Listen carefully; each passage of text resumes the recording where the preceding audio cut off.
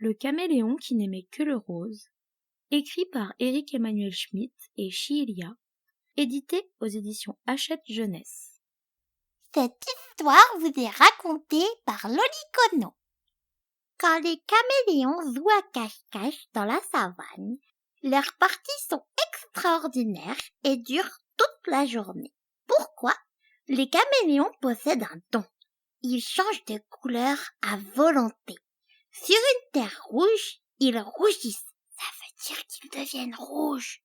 Sur une pierre grise, ils grisaillent. Et ça veut dire qu'ils deviennent gris. Imaginez 20 caméléons s'amusant à se dissimuler. Celui-ci s'agrippe à un tronc marron et il devient marron. Celui-là se couvre de vert et il devient vert. Plus moyen de les trouver.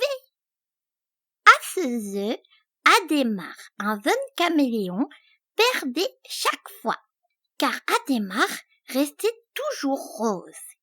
Il cherchait simplement un support rose pour s'y fondre, c'est-à-dire correspondre à sa couleur. Seulement, il existe peu de choses roses dans la nature. Adhémar se tapissait dans un buisson de fleurs roses ou sur le dos d'un cochon. Mais les buissons, ça pique. Adhémar finissait par en sortir en gémissant.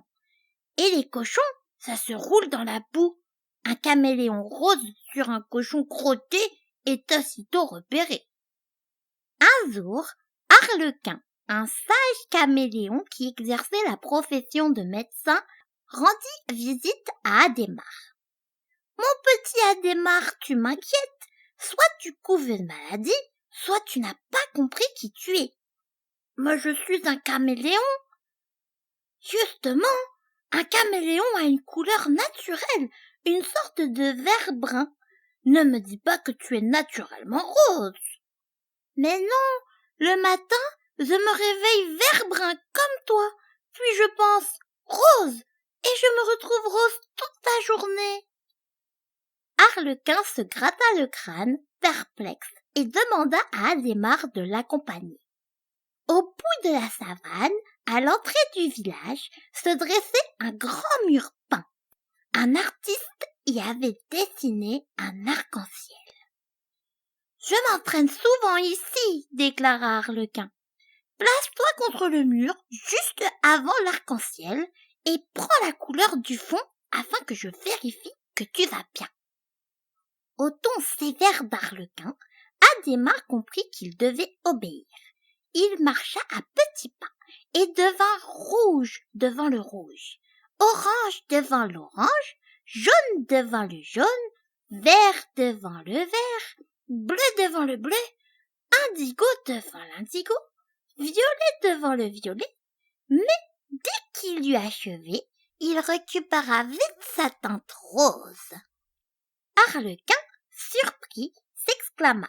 « Tu me parais en parfaite santé, Adhémar. Pourquoi restes-tu toujours rose ?»« Mais j'adore le rose, je m'y sens bien, ça me met de bonne humeur. » Arlequin accepta l'explication. Il savait que les caméléons pouvaient broyer du noir, rougir de colère, avoir des peurs bleues ou verdir de rage. Arlequin estima donc qu'Adhémar pouvait parfaitement voir la vie en rose. À partir de ce jour-là, Adhémar ne se retint plus. Il acheta des coussins et des draps roses, ce qui lui permit de rester rose même en dormant. Comme il habitait un vaste baobab, c'est un grand arbre le baobab, il décida de le repeindre en rose. Avec des pots et un pinceau, il y passa la semaine. Les gazelles, les zèbres, les girafes, les buffles et les éléphants, et même lors d'un déplacement exceptionnel, le roi lion, avec toute sa cour, vint assister au spectacle. Lorsque Adhémar termina, ils applaudirent de toutes leurs pattes. Si Adhémar était un peu bizarre, son baobab rose méritait le détour.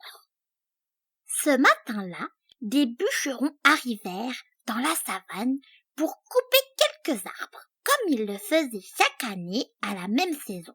Mais cette fois, ils se dirigèrent tout droit vers le bosquet des caméléons. Inquiets, les caméléons se regroupèrent autour d'Arlequin.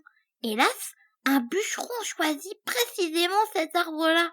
Les caméléons n'eurent que le temps de sauter dans les herbes sèches et de filer. Alors qu'ils reprenaient leur souffle, une voix retentit. « Je vous propose une idée !»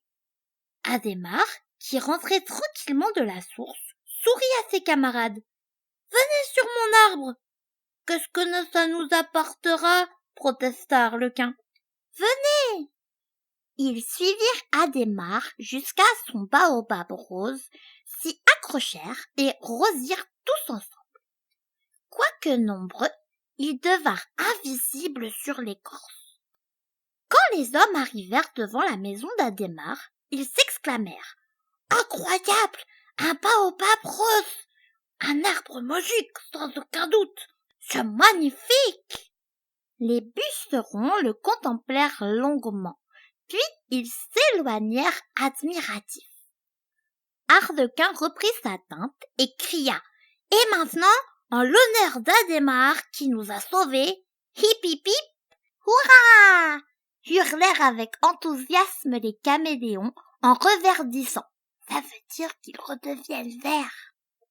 Pour la seule fois de sa vie, Adhémar, le caméléon qui n'aimait que le rose, modifia sa couleur et rougit de plaisir. Fin. Est-ce que tu le savais? Mais le caméléon, il attrape des insectes d'un coup avec sa langue gluante. Sa couleur indique son humeur. Noir, il est en colère. Blanc, il a peur. Et aussi, les yeux du caméléon peuvent bouger dans tous les sens.